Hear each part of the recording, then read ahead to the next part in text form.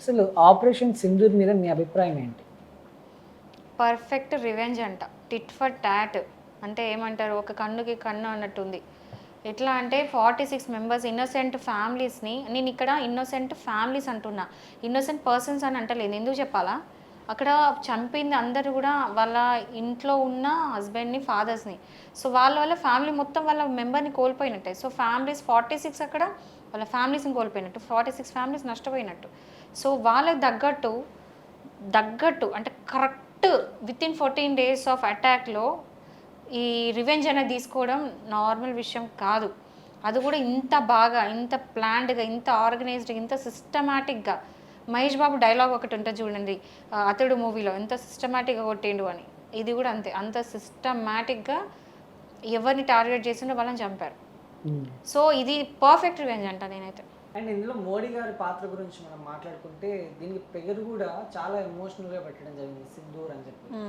అంటే సింధూర్ అంటే మనం చూసాం ఇన్స్టాగ్రామ్లో, సోషల్ మీడియాలో ఫుల్ వైరల్. నేవీ ఆఫీసర్ వాళ్ళ భార్య ఆ డెడ్ బాడీ పక్కన కూర్చొని ఏడుస్తున్న పిక్స్ చాలా వైరల్ అయ్యాయి. అంటే దాన్ని గుర్తు పెట్టుకొని ఆ సింధూర్ అని ఒకటి తీసుకొచ్చారు. అంటే ఆమె సింధూరాన్ని తొలగించారు పాకిస్తాన్ వాళ్ళు, దీనికి మేము సింధూర్ అని చెప్పేసి దీని మీద ప్రతీకార చర్య తీసుకున్నామని సింధూర్ అని తీసుకొచ్చారు. అంటే మోడీజీ పాత్ర ఎలా చూడొచ్చింది? సో జనరల్లీ ఇక్కడ మన సౌత్ ఇండియాలో, తెలంగాణలో, ఆంధ్రప్రదేశ్లో ఇక్కడ ఏంటంటే సింధూర్ అంటే ఐడియా ఉండకపోవచ్చు. బట్ నార్త్ ఇండియాలో ఏంటంటే పెళ్ళి చేసుకుంటే వాళ్ళు కంపల్సరీ సింధూర్ పెట్టుకుంటారు ఇక్కడ. అంటే సింధూరు ఒక పెళ్ళికి హస్బెండ్ ఉన్నారని చెప్పడానికి ఒక చిహ్నం.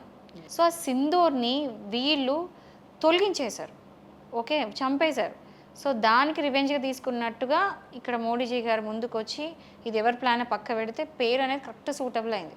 సో ఇక్కడ మోడీజీ పాత్ర ఏందని చూద్దామంటే, నా వరకు నా పర్సనల్ ఒపీనియన్ ఇది 100% టీం వర్క్ అయింది. అందరి ఎఫర్ట్స్ ఉన్నాయి, అందరిది కూడా ఇందులో పాత్ర ఉంది, అన్నీ ఉన్నాయి. బట్ ఇంత క్రెడిట్ మాత్రం నేను ఖచ్చితంగా మోడీజీకే ఇస్తాను. ఎందుకంటే ఆ గట్స్ ఉన్న పిఎం ఉండడం ఈజ్ వెరీ ఇంపార్టెంట్. ఇది నేనే కాదు, ఆర్మీ మెన్ ఎవరైనా ఇది చెప్తారు. అంటే someone who is in to army వాళ్ళకి ఏంటంటే ఫ్రీ హ్యాండ్ ఇవ్వడము ఎప్పుడు కూడా ముందు ఏ గవర్నమెంట్ కూడా ఇవ్వలేదు. ఓపెన్గా చెప్తున్నా, కాంగ్రెస్ గవర్నమెంట్ ఎప్పుడు కూడా ఫ్రీ హ్యాండ్ అనేది ఇవ్వలేదు. పిఎం ఏం చెప్తే అది నడవాలి, ఓకే.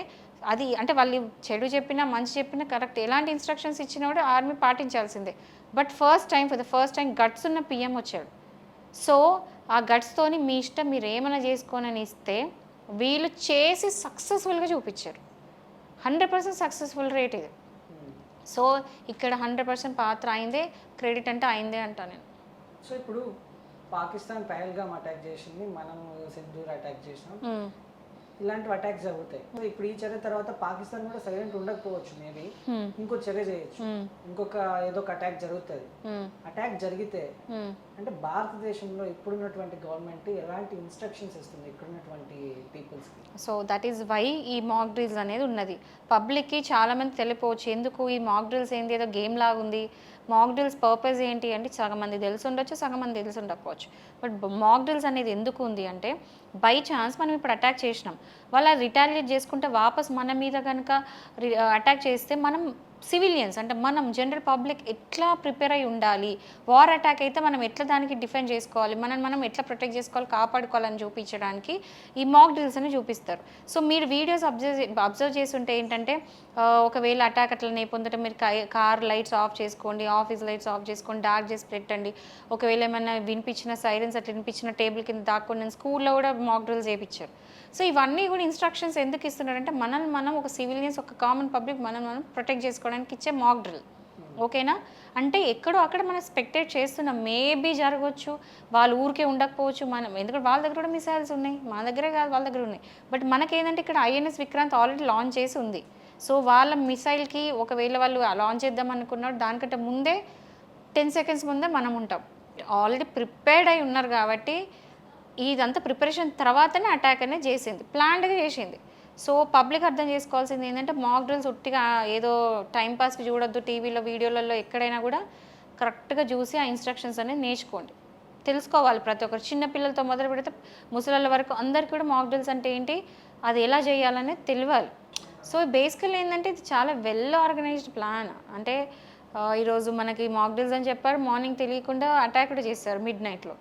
సో ఇవన్నిటికీ ప్రిపేర్ అయి ఉన్నాము. మనం కూడా గవర్నమెంట్కి మనం అంత కోఆపరేషన్ అనేది ఇవ్వాలి. సో ఇందులో జిహెచ్ఎంసీ వీళ్ళందరూ కూడా మనకి కోఆర్డినేట్ చేస్తున్నారు. అండ్ ఇది నడిపించేదంతా కూడా నేషనల్ డిసాస్టర్ మేనేజ్మెంట్ డిపార్ట్మెంట్ ఉంటుంది.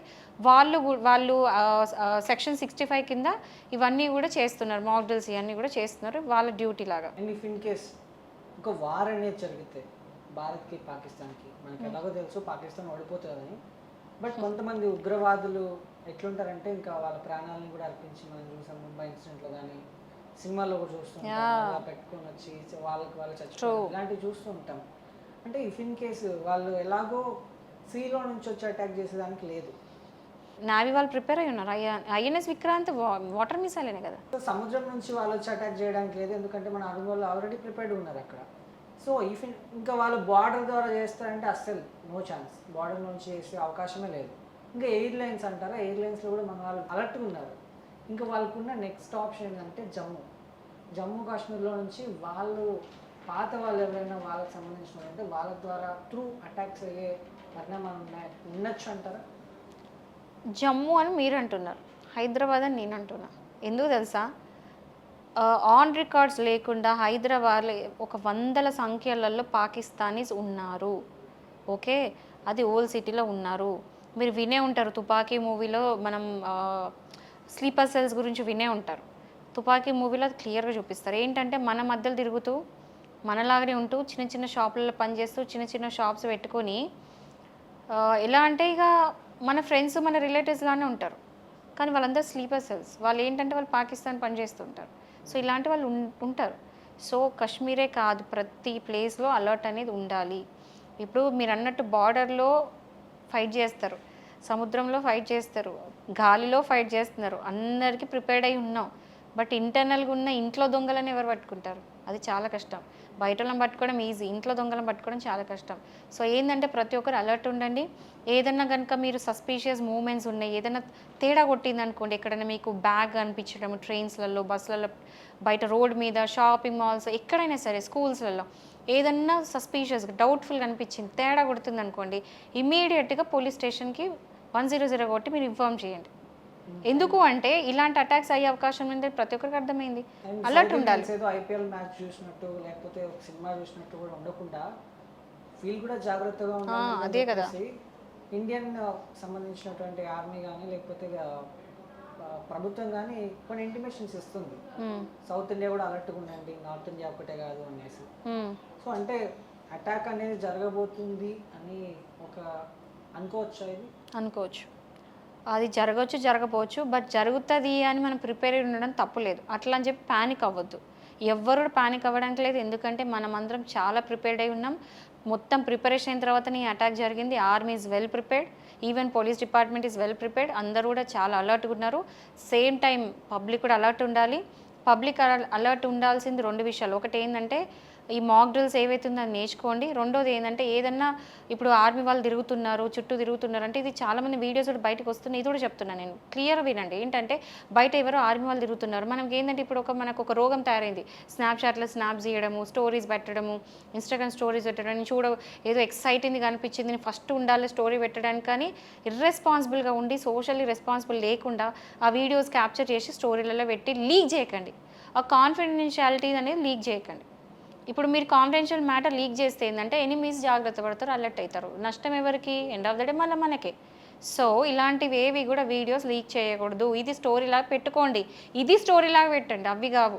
ఎవరు కూడా ఇట్లాంటివి కాన్ఫిడెన్షియల్ మ్యాటర్ లీక్ చేయొద్దని చెప్పేసి అన్ని స్టోరీస్లలో పెట్టుకోండి. And last and final question, Sindoor ఏదైతే పహల్గామ్ అటాక్లో భర్తల్ని మెయిన్గా వాళ్ళ హస్బెండ్స్ని